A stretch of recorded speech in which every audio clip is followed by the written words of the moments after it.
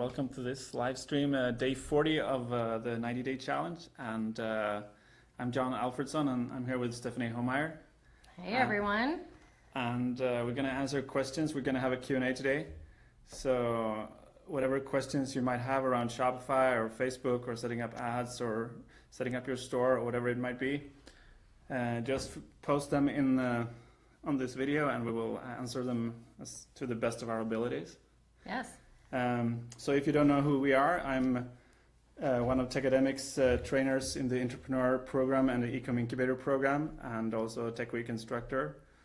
So I've been training people with Shopify for the last 6 months here at Techademics.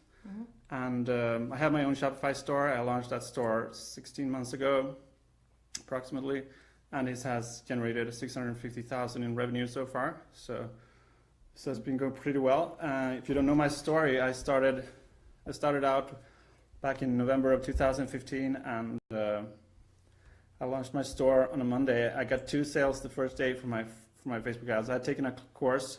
It took me 2 weeks to set up the store and get started from that course, and then got 2 sales the first day when I launched my ads, and then just escalated from there. I found a winning product very quickly, so I got into almost 1,000 orders my first week.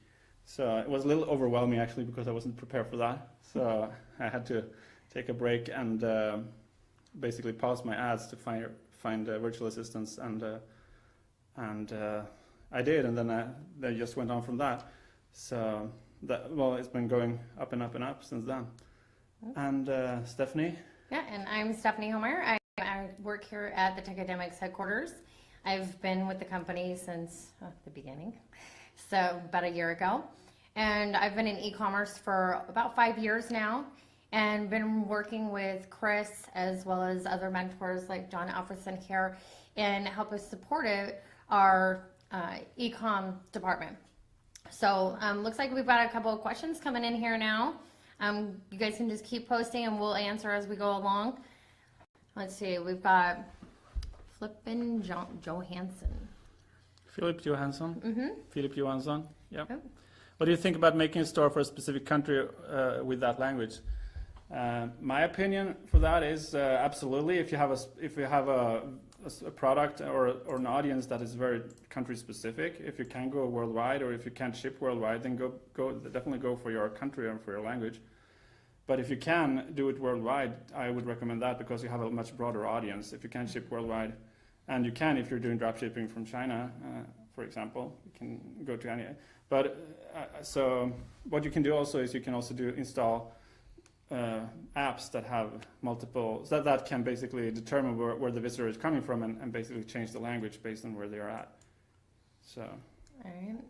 And then Mako, yes, there will be an international training here soon. At this time, we don't have an additional training for any international, but we will be working on that for all of our international folks. Yeah. Who else is joining us today?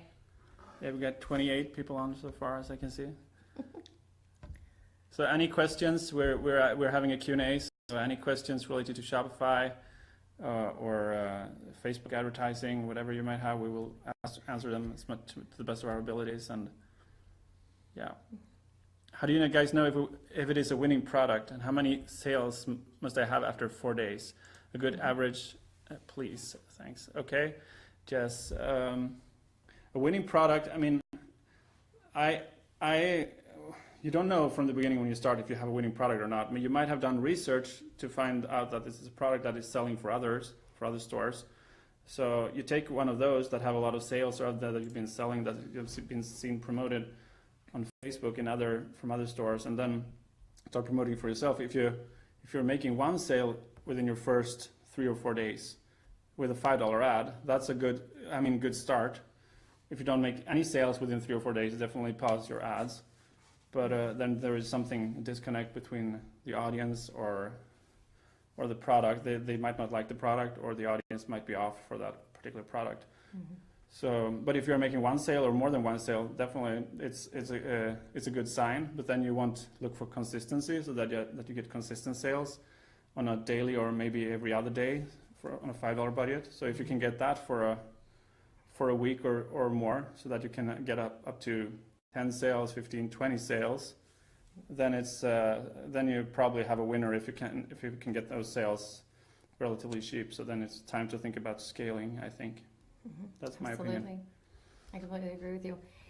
So we do notice that there's a lot more people joining us, and so today we're actually just doing some Q&A on Shopify and how we can really help you guys, whether it be in your settings or adding products into your stores, themes, anything in regards to Shopify.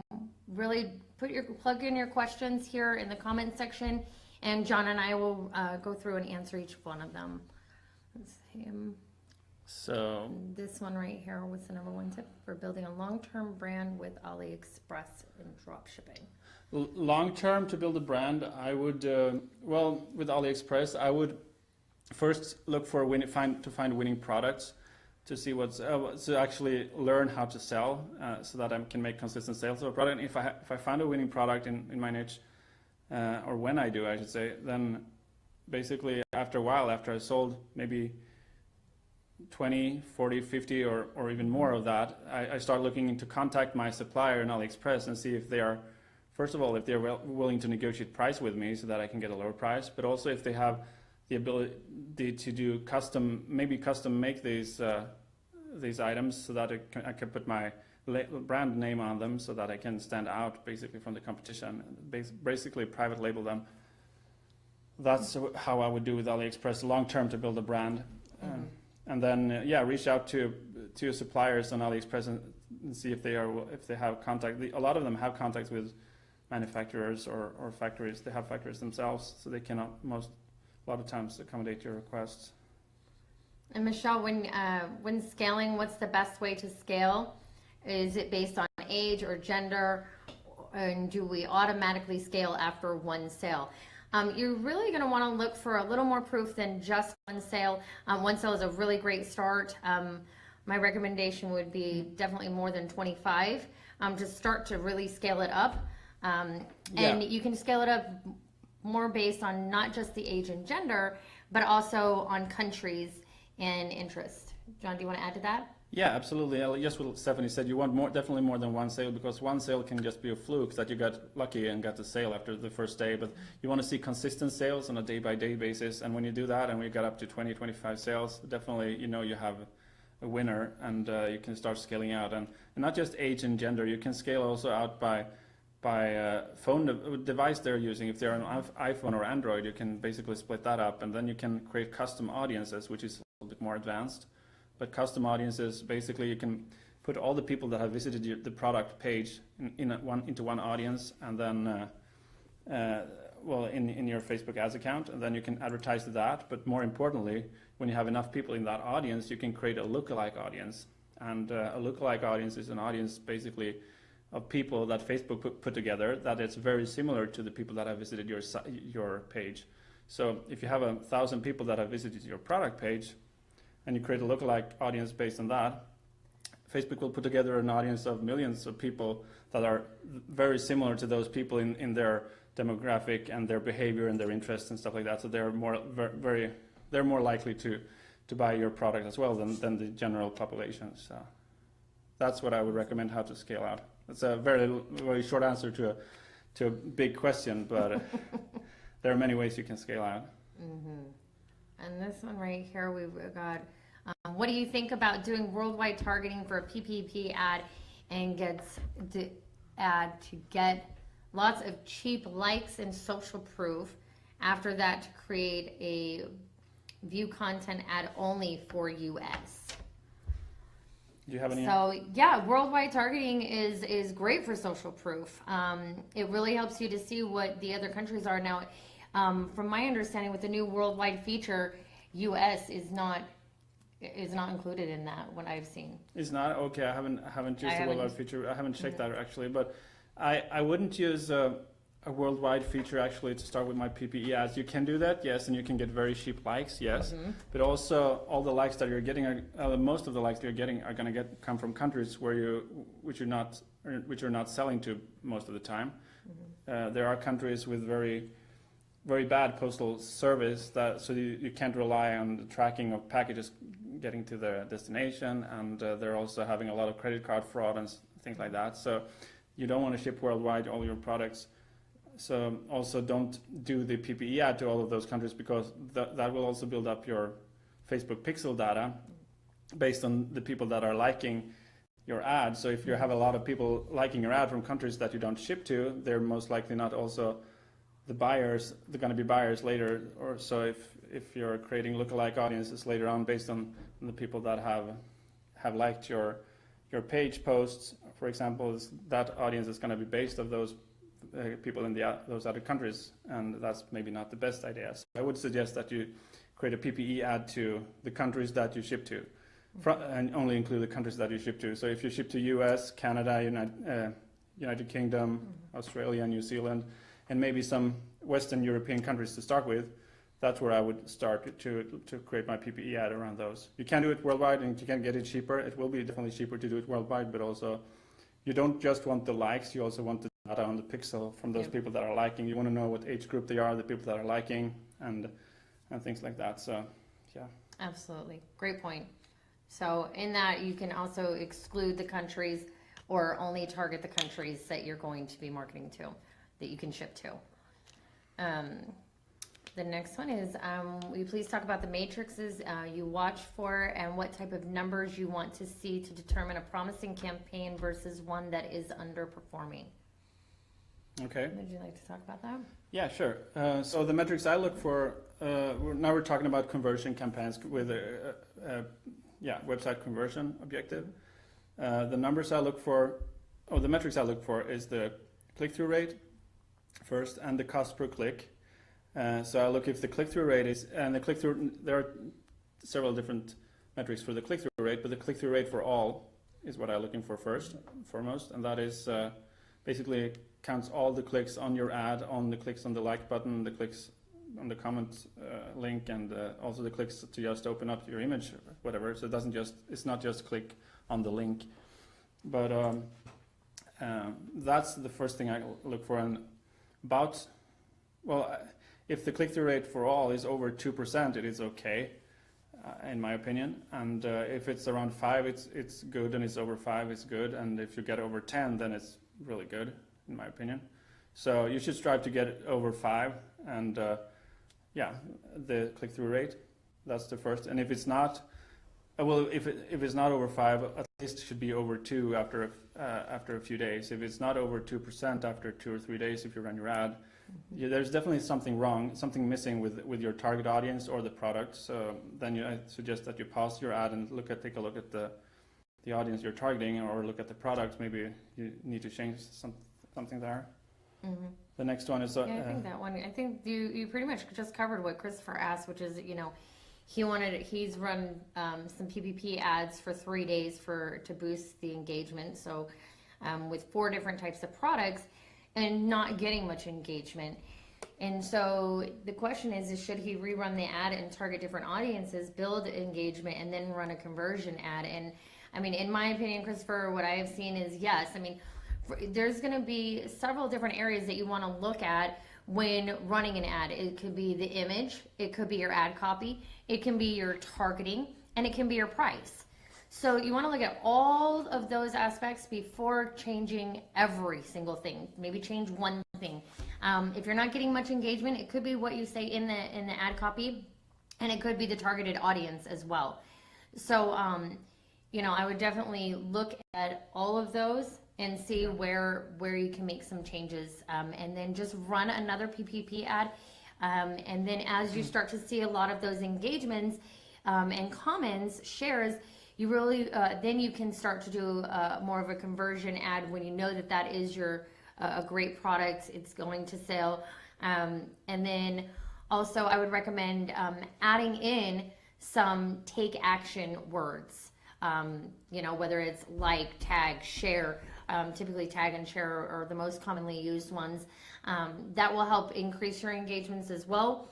And you also can add some scarcity into your ad. That'll help people take the action as well. That will help you to want to change over into a conversion ad. Yeah. And also, one thing you want to consider as well is the image in your ad. Is that good enough? Is it standing out? Because the image makes up like 90% of the whole ad, and has a big impact on the interaction engagement. So if you have a great image, you're more likely to get good engagement. So that's also something you might test. A lot of people talking about testing, changing different ad copy and things like that, but also the image is also very important. So it needs to be a clear, crisp image, in my opinion, of the product, or have another, or someone using the product is even better. If you have a person in there, it will get more engagement most of the time. I mean, that kind of goes back to our conversation that we had earlier today. In an ad that we were reviewing, and I had one that had just white background, and it did better than one that I did with the exact same image, just doing a short little video. And the one that had just a white background, it worked. It was appealing. And so you don't know until you test. And so I think that's really the key here, is just continuously testing and seeing what works and what's not working. Yeah. Let's see. So to scale to other countries, do you need any licenses? That's something you need to depending on what you're selling. I can't give any advice on that, but I've sold to a lot of different countries. So I can't really give an advice on it's all depending on what you're selling and what's allowed to sell in those countries, with the countries that you intend to sell in. So you need to look it up with those countries. But I've sold to a lot of countries, the big five, like United States, Canada, Australia, New Zealand, and United Kingdom. But also I've sold to Western European countries a lot of products, and you can definitely do that, but you need to look it up first. Make sure that you're not selling something that is forbidden in that country or something like that. Okay. Let's see here. All right, let's take another question here. Those of you that are just joining us as well, I continue to see the numbers going up, and so we're here today live in the 90-day eComm challenge, answering your questions on Shopify. So please go ahead and comment below with your questions, and John and I will be answering those. Any app in Shopify, free or paid, that can help in SEO? Or John, are you familiar with any apps for SEO in Shopify? No, I don't. Well, there are apps, absolutely, but I don't think in the beginning, when you're starting out, at least, you don't need a lot of SEO, to focus a lot on SEO. The SEO that you can type in at the bottom of the product descriptions, they are basically the only thing you need to get started. So when you're adding a product in your store, in that product settings, basically at the bottom that you have a little box for SEO settings where you can type the title for SEO and description and things like that. And that's the only thing you need to get started.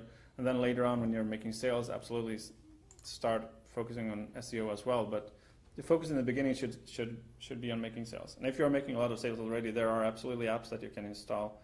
But I don't have one in particular that I will recommend here right now. Mm-hmm.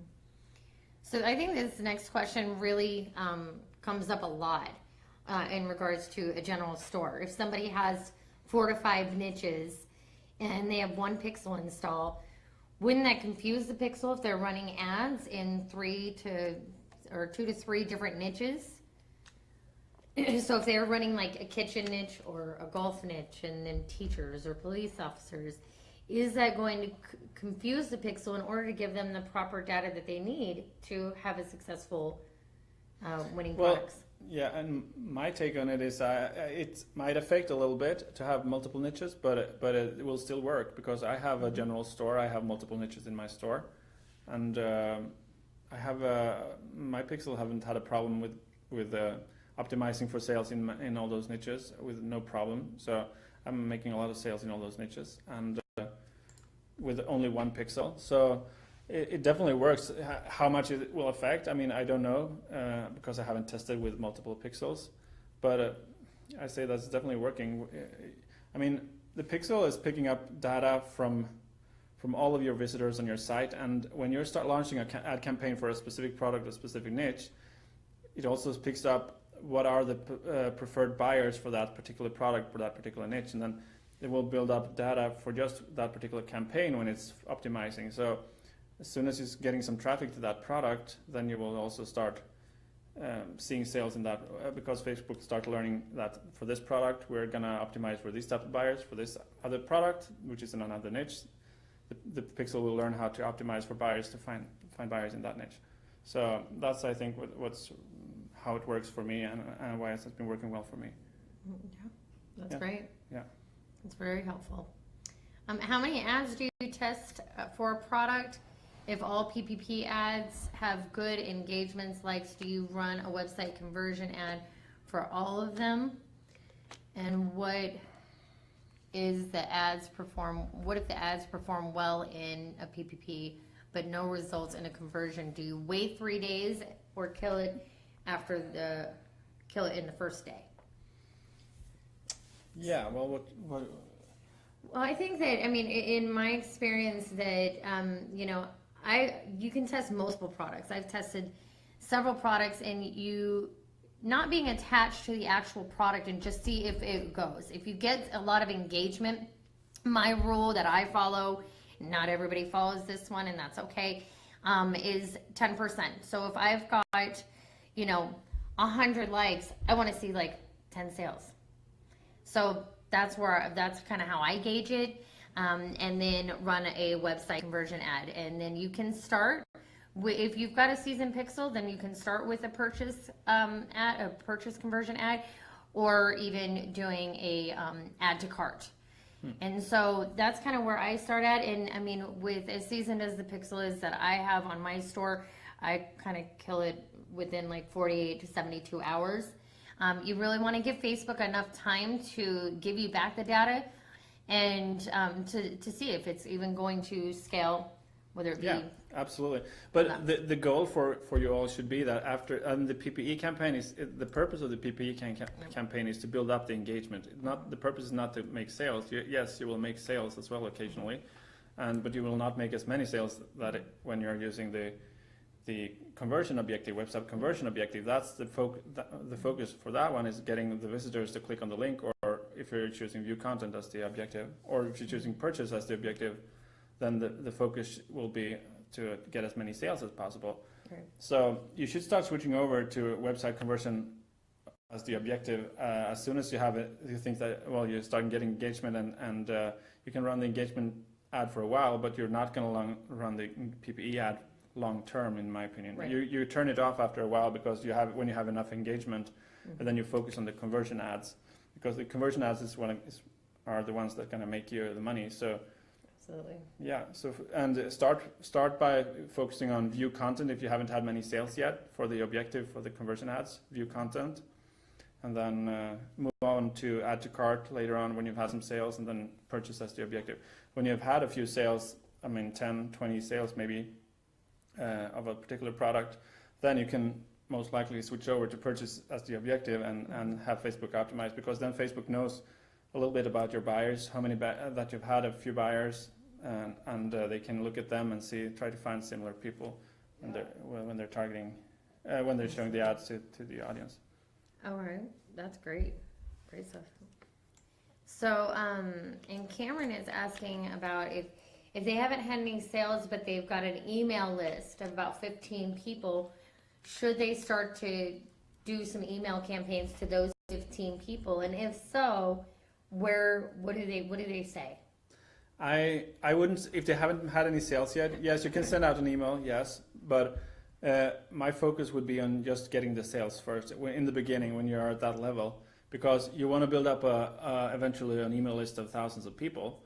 And also remember, when you're sending out emails to your list, is that not everyone is going to open your email.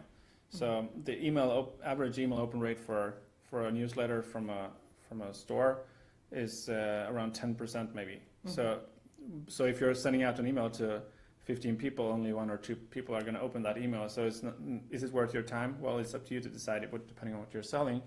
But I would focus in the beginning more on just getting those sales first, and while you're focusing on that, you're going to build up your email list even more. So, and also to add on to that, if you've got say 15 people on an email list, are they coming through on an email pop-up, or do you have a subscribe button? If people are adding to cart, if you don't already have this, it would be my recommendation to have an abandoned cart app. And that will automatically send them out a series of 3 emails. And that'll help you. I've noticed when I have that going continuously, I've got sales coming through that if they abandon cart, the emails will actually bring them back in. So some people, walk away from their computer or they got busy on their phone and they clicked off of it. The abandoned cart will just go right back to them and remind them, hey, we've still got your stuff waiting here. So that could help you to get some more sales as well. Yeah, and for me as well, in my store, I use the app called Abandonment Protector. There are several apps that can recover carts, but that's the one I use, and it sends out 3 emails. I send out one like 15 minutes after they abandon their cart, and then the second one I send out like 5 or 6 hours after, and then the third one 24 hours after. So the app sends out those emails to the people that abandon carts, and it's able to recover a percentage of the people that are visiting into buyers by just doing that. And last time I checked, the average, the cart recovery app alone was responsible for about 10% of my revenue for any particular day. So it can be huge. I mean, if you're increasing your sales by 10% by just having that app, and it doesn't cost much. It's a paid app. That one that I'm using, it starts at $8 a month, but definitely find an app that can do try to recover your abandoned carts. That's the most income generating app that I have, I would say. I mean, it brings me most revenue, so, in my store. Okay, that's great. And Bobby just said that he said that we need to speak a little bit, or she said we need to speak a little louder. Can you guys hear us okay? Everybody hearing us just fine? You're welcome, Cameron. Yeah, it's a little delay, so do we have more questions? Yes, we do have more questions. Just want to make sure they can all hear us. You can read your sitting closer. So. Okay. So we've got a couple of that one. We already answered that one. All right. Yeah, we want to get closer. They said. So can you mix selling real estate and product to limit returned items? Real estate? Real estate right here. Sell real estate and products on your Shopify store. I don't think you should look at. I don't think you should sell real estate on your, do any type of. I mean, if you can target real estate agents or something, if you have products that they would like, yes, absolutely. But I don't think you should go into the real estate market with your Shopify store, or neither do I think that you should start selling start selling digital products as an affiliate on your Shopify store. There are other solutions for that. I think you should focus on physical products in your Shopify store, physical products that can be shipped. So those are the only products I recommend that you start selling in your store. What products should be avoided if you want to limit returned items? I can just speak from my own personal experience is electronics. Yeah. That's one that when I first started out in e-commerce, I was like, yes, I'm going to get up all the electronic stuff I got. Chargers and the batteries. I got all kinds of stuff. I would definitely stay away from electronics and anything that's glass because if it's going to be shipped, it could break during delivery, and you don't want that to happen. So, no, definitely, I agree with you. And electronics can be very popular, but also it's very competitive in pricing, and you don't have a high margin if you're selling electronics usually, and it breaks, and then you have to handle a lot of returns. So try in the beginning when you're selling, try to avoid electronics. Maybe some very simple electronics could work, like, for example, like headphones or something like that. It's very simple, but don't try, in general, try to stay away from electronics. Also, clothing, unless you're doing print on demand, stay away from clothing in the beginning, because the sizes that comes from China, if you're drop shipping, they're not the same sizes as the US sizes and European sizes, and you're gonna people are gonna return it, and they're gonna have a lot of customer support from that. So avoid that. Absolutely. We've got kind of more along the lines of a statement, but why spend over 400 only to get one sale, and where is the problem? I mean, just in my own processes of going through Facebook ads, it's really all about reviewing your data and setting a budget. Before you get to 400, if that's your daily budget, then okay. But when you're starting out, I would recommend starting out a little bit smaller, something like Chris teaches, something very, very simple as a $5 a day ad. And just testing it and seeing if $5 is too much, then go down to $3. But really the purpose of it is to see if that's an actual winning product, if you're going to get the engagement to scale it up, or if you need to move on and find another product. Yeah, you can't just put out an ad and on a daily budget and then just don't look at the results from that ad and hope that it's going to sell. The important thing is to look at your data. I don't know what you have been doing either, but when you spend that $400, maybe you have tried a lot of different ads, but look at the data from those ads, because every time you're investing in an ad, you're buying data from Facebook. So you can go ahead and look at that. Who are the people that are clicking? Who are the people that are liking the ad? Where are they coming from? What age group are they?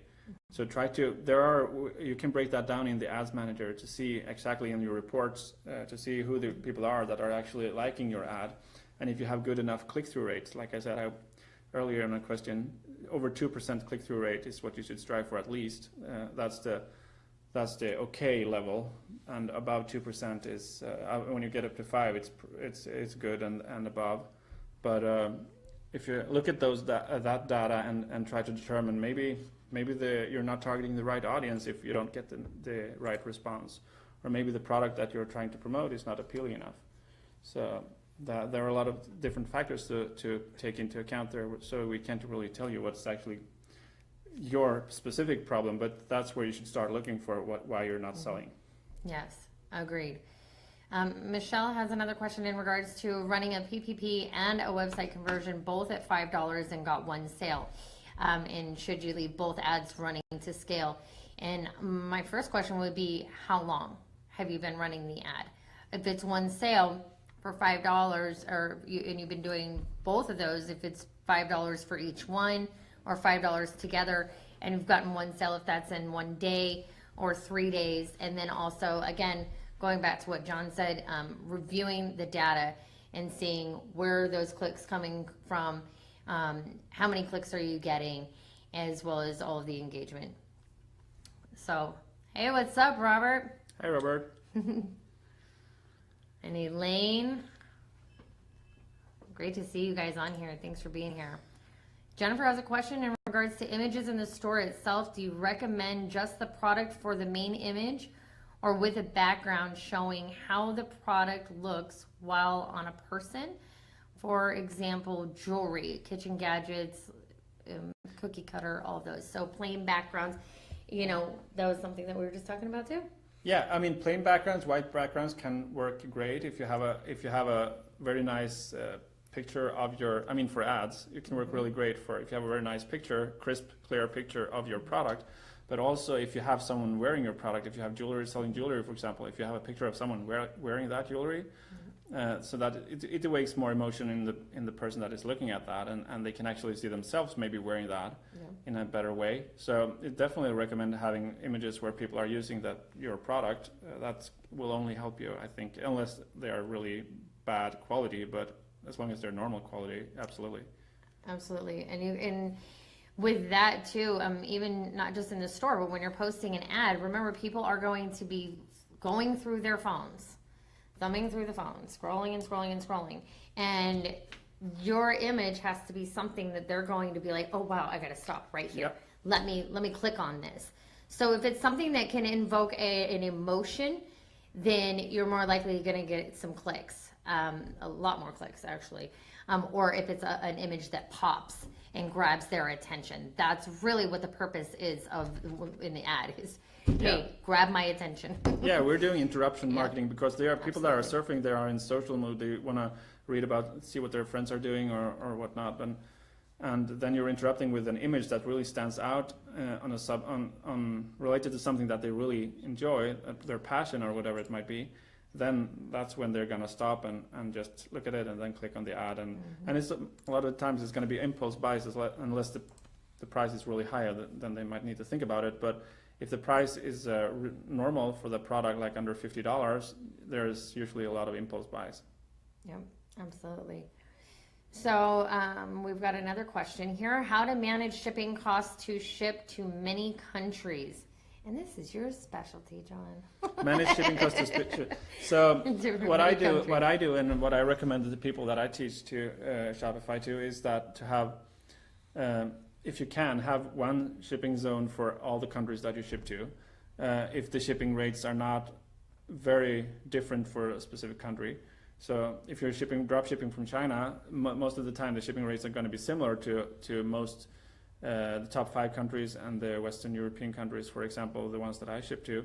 So I have the same shipping rate for all the countries, and so I just set it up, the rates for all the I'm doing weight-based shipping rates.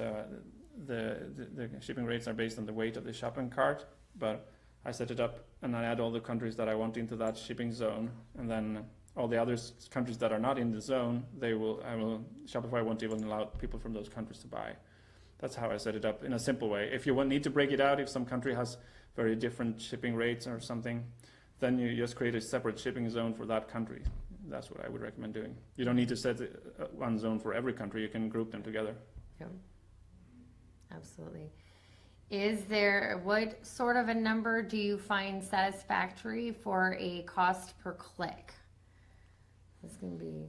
Yeah, so cost per click, there are multiple ways to measure cost per click, but cost per click on the link is what we're looking for. So if you're looking in your Facebook ads reports, it's the cost per click on the link that we want to measure, and preferably it should be, well, we want it to be below 50 cents, but even under $1 could be okay, and even higher than $1 if you're making sales and if you're profitable. But try to get it as low as possible, under $1, and preferably under 50 cents, because at least what I've seen in my store, a lot of the times, the visitors to my store correlates to $1 per visitor in sales. So if I have for one day 500 visitors to my store for one day, I usually have a $500 in sales. So if you have 100 people visiting your store, you should approximately see $100 in sales.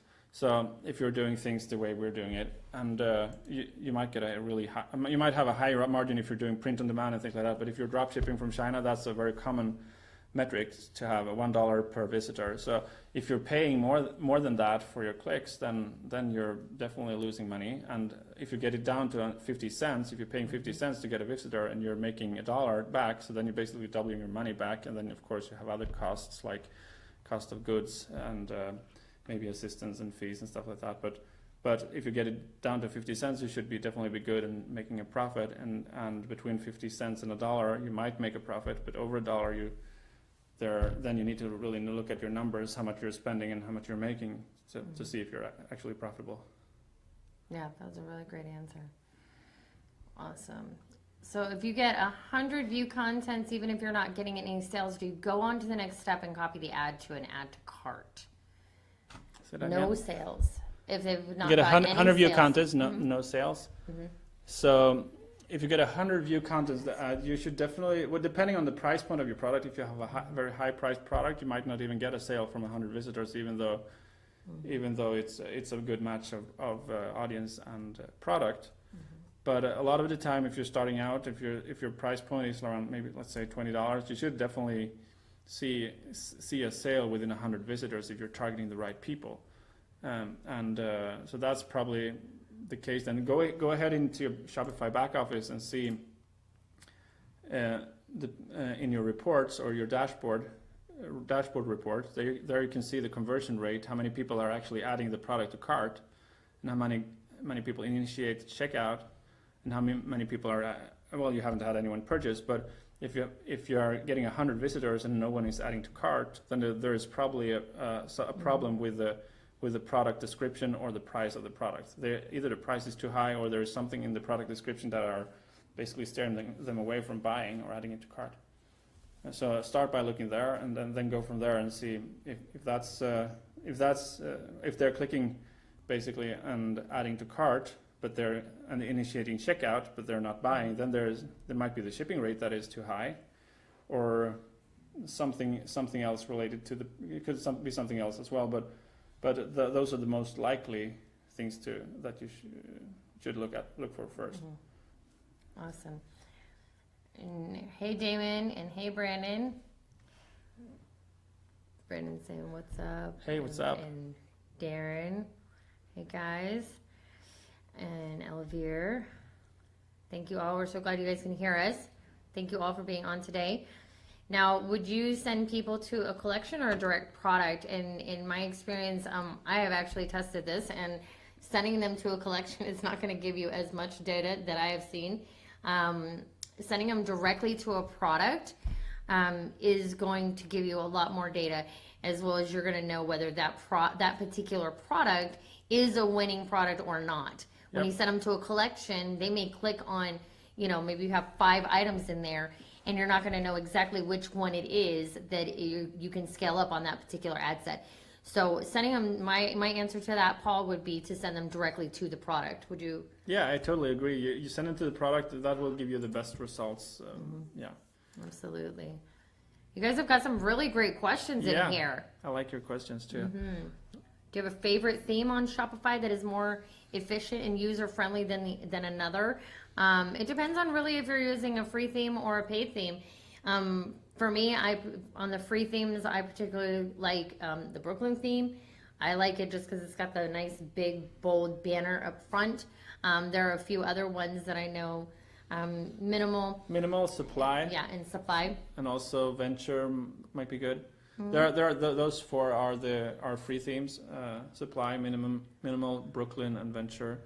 The ones I suggest check out those 4 and pick one of those if you don't have money to spend on a paid theme. And I don't think you should spend money on a paid theme unless it's something very specific that you want. So when you're starting out, just go with a free theme. Absolutely. Okay, so Luis asks how long do you leave a website conversion ad on Facebook to see good results?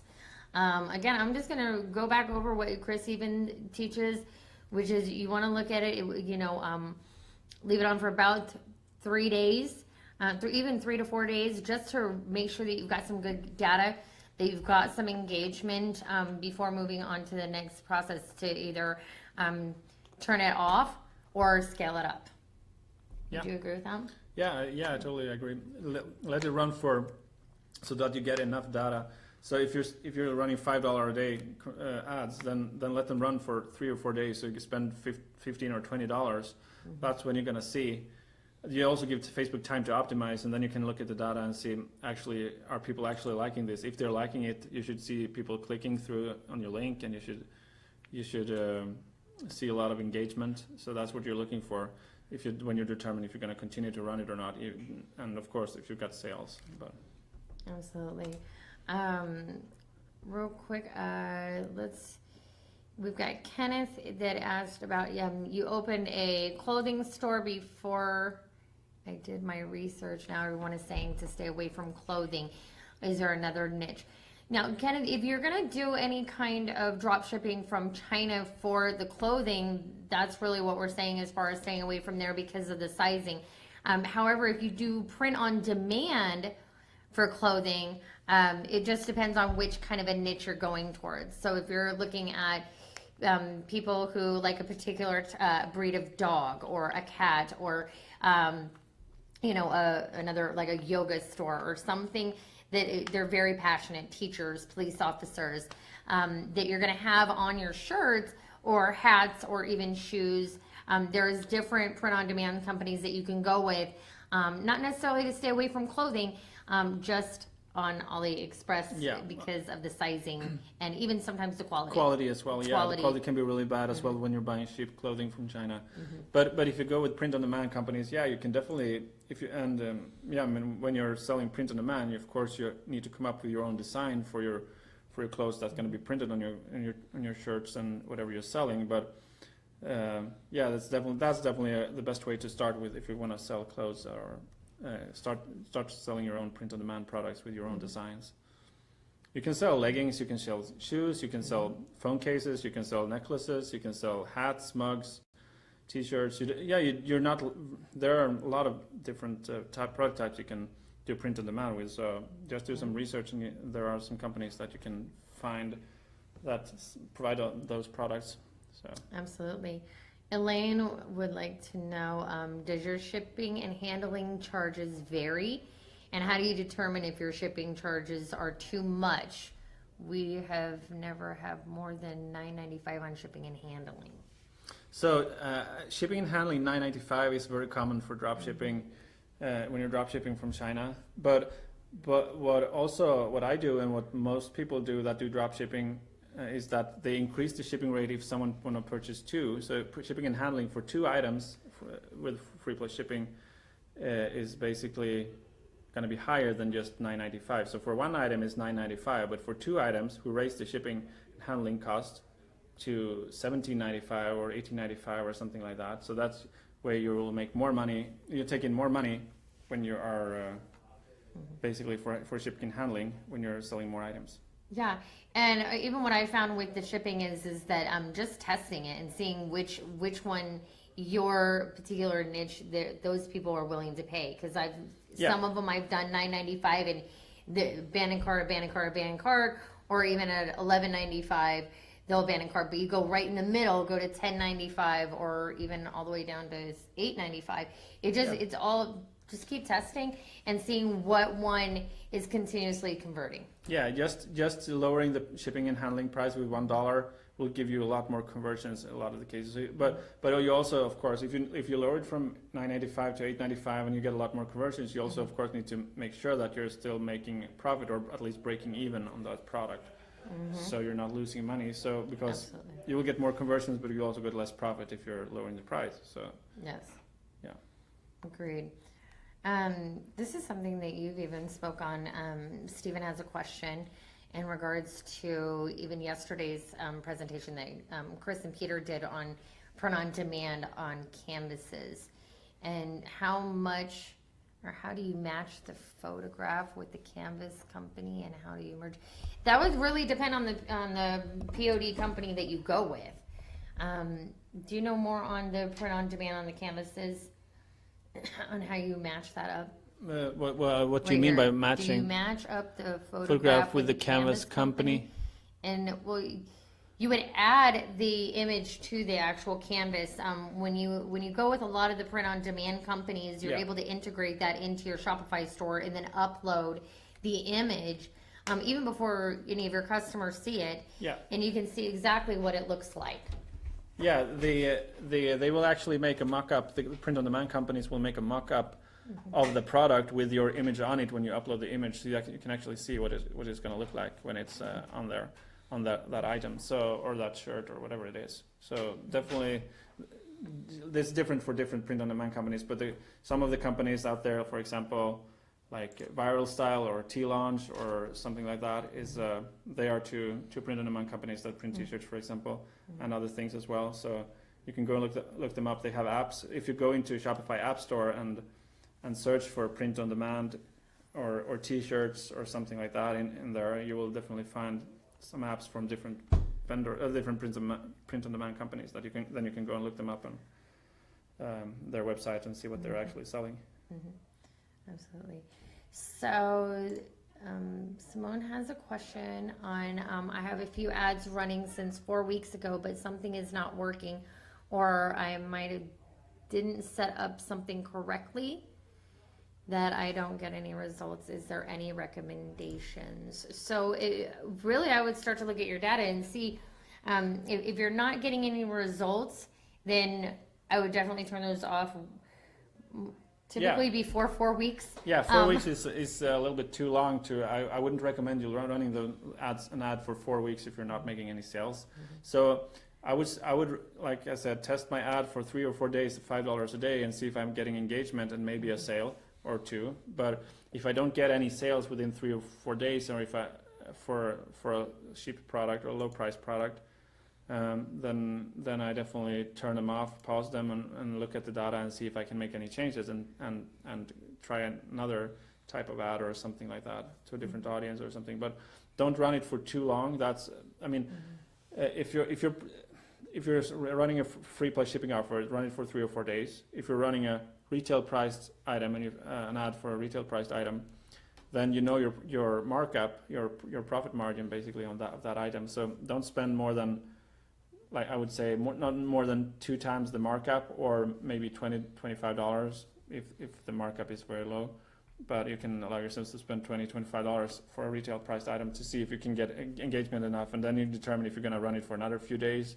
If you have good engagement and good, so if you just try it for a little longer to see if you can get the sale, but don't run it for a lot longer if you're not making any sales. Okay, that's great advice. And then Abdullah, you had asked why doesn't Shopify accept debit cards for a monthly renewal? I would contact Shopify in regards to that. That's a question for Shopify. Yeah. They have great customer support, so Fantastic. So contact them and ask them about that. That's a technical question or a payment related question. So. In a PPP ad, if the relevant score is 8 for the audience and the engagement cost is 10 cents to 15 cents, should I change the audience? If so, what is the size for the audience the PPP recommended? So, I would recommend. Go ahead. I would recommend an audience of 1 to 5 million to start out for a PPE ad. If you can find that big of an audience, if you're in a smaller niche, you might not be able to find that. Then go with whatever size you can get. But if you can get between 1 and 5 million people in your audience, then you should definitely be a good enough size. What was the other question? So the 15 cents per engagement is too high. So there is something there that you want to change. Either it's the ad itself, it might not be compelling enough, or the product might not be compelling enough for them to click, or the audience, you might need to find a better audience for that product.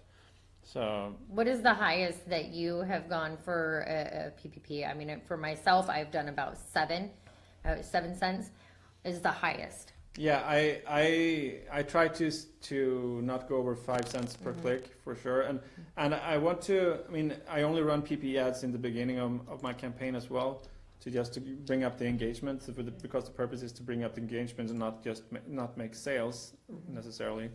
So and I run it for a few days and look at the data and see if I get how much the cost of the engagement is, and if it's too high, I turn it off quickly, and if it's good, I'll let it run for a little longer so that I can get more likes and shares and stuff like that. But mostly you're going to get likes.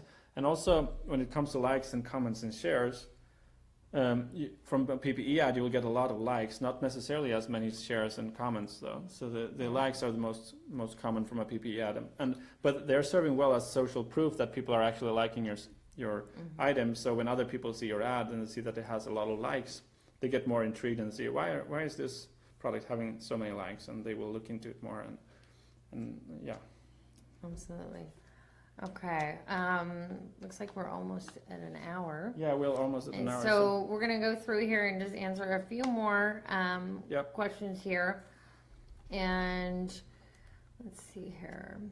If there any, there's a couple of questions in here in regards to payments and Shopify and PayPal limitations, including Stripe. We would recommend contacting Shopify in regards to how much are those percentages and the currencies based on your country. Let's see here. Yeah, that's not something we can control, so that's you have to contact them to ask about those questions.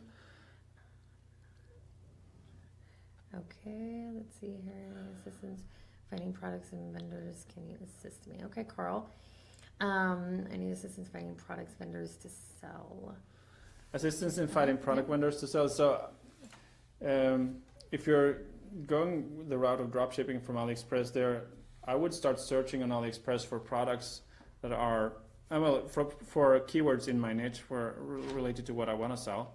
If I want to sell cat necklace, I would search for cat necklaces in AliExpress, and then I will look at the results. First, I will look at the most relevant results and see if there is something there that stands out that has a lot of sales already on AliExpress, because if it has a lot of orders in AliExpress, I know that a lot of people are liking it. So that's a good sign to start with.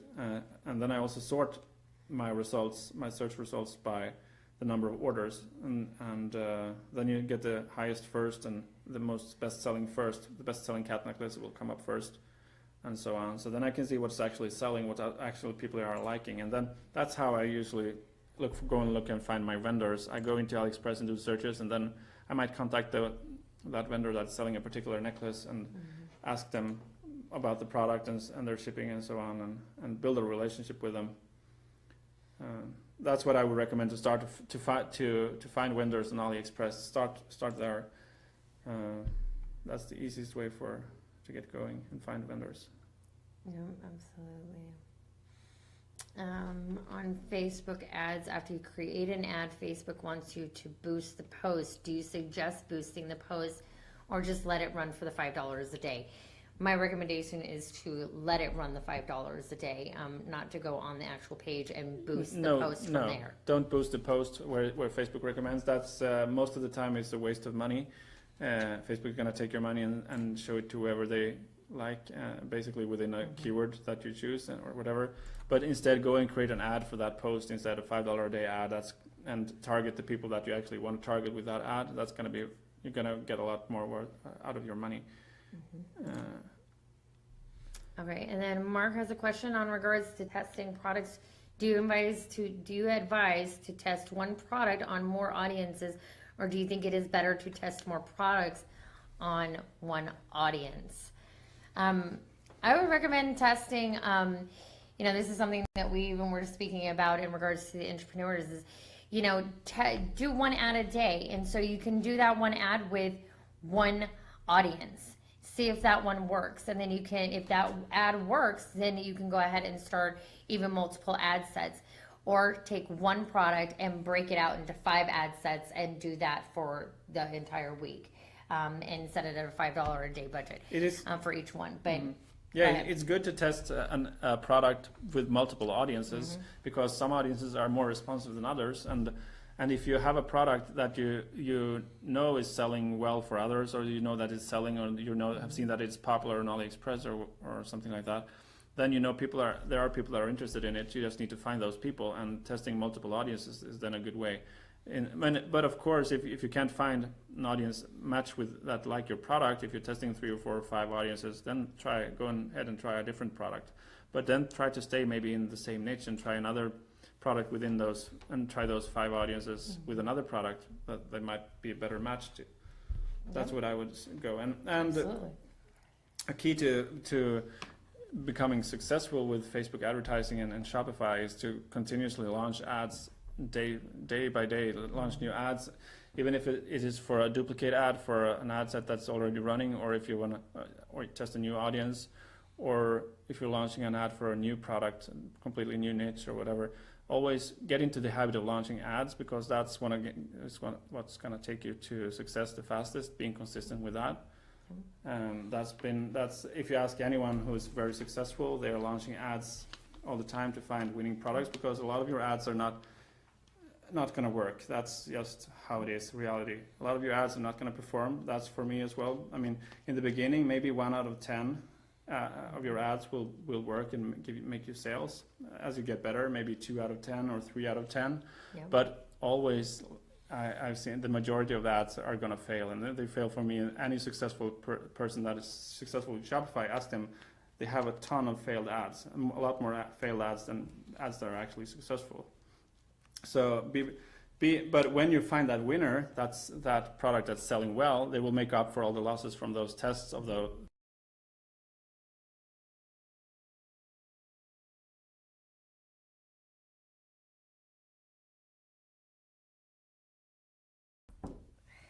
All right. We're back. Yeah. So yeah, definitely try to launch ads every day. That's my biggest tip, and to become successful with it. And even if it's $5 a day ad, if you can launch one $5 a day ad every day, and then turn it off after 3 days if it's not working, and 3 or 4 days, and you launch another ad the next day and let it run for 3-4 days and see how it's working. Try different audiences and different products, and you'll find a winner within a few weeks if you do that, most likely. So if you're doing it the way we're teaching. Absolutely. All right, so we're going to do one more question here. And I think this brings up a really great point in regards to Instagram versus Facebook. And Jen Mark Nielsen. I noticed that when I run my ads that most of them are showing up on Instagram and not on Facebook. What is the cause, and should I run them separately? Yes, absolutely run them separately. Instagram is really all about the pictures. So, and Facebook is also about the images as well as a lot of the content in it.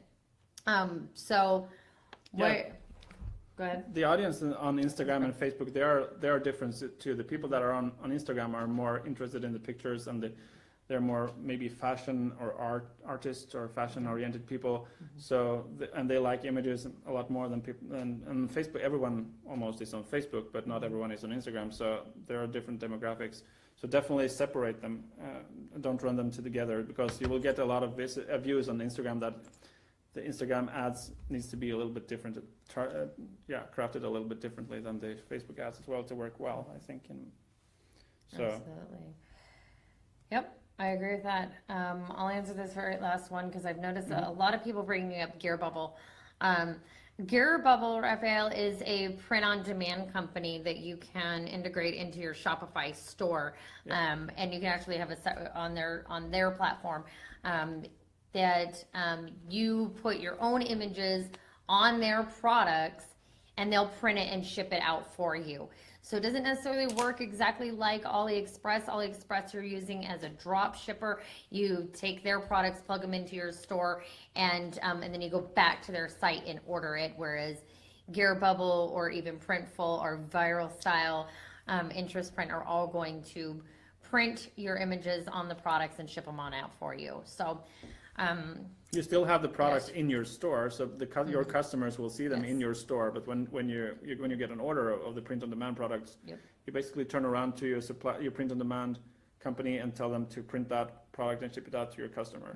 Instead of, if you're getting an order from a drop shipping product that you get from AliExpress, you turn around to your vendor in AliExpress and say, hey, I want to order this item for this customer, so ship it out to my customer. Yep, absolutely. All right, well, guys, these have all been really great questions today. Hopefully this has been of value to you guys. And good luck on this 90-day challenge. You all are doing so fantastic, and the group has been really growing.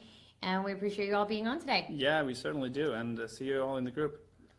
All right. Have a nice day. Have a great day. Great day.